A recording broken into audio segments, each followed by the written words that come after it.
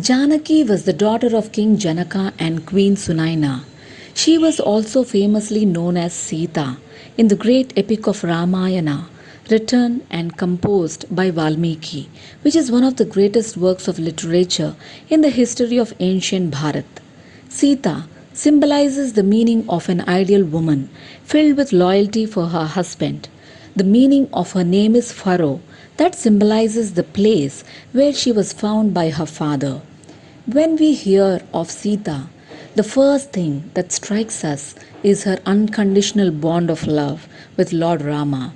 In the face of extreme hardship, Lord Rama's queen displayed extraordinary character founded on her pure devotion to the Lord.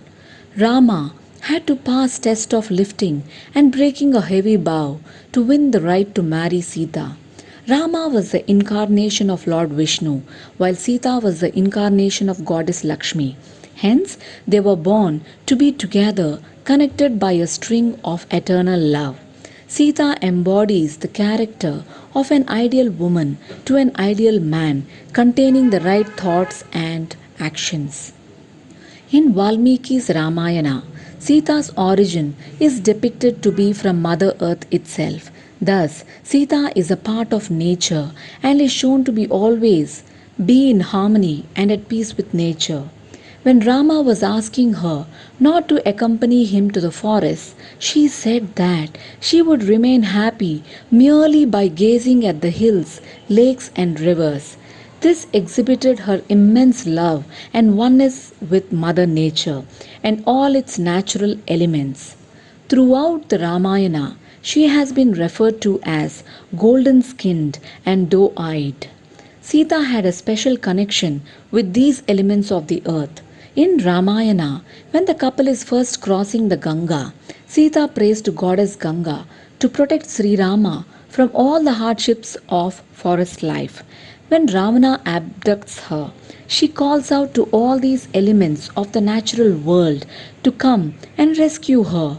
She calls upon the rivers, the animals, the trees, desperately begging to save her from the hands of the evil Ravana. The trees wept in the form of sap as they couldn't help Sita. Even the animals were heartbroken to see her being captured by the cruel devil. While she was being abducted, it seemed like the entire earth went into a trance of poignancy. In all her attempts to ask nature for help, she wakes an old vulture, Jatayu, who dies fighting Ravana and drops her jewels to some Sugriva who later helped Rama in finding Sita.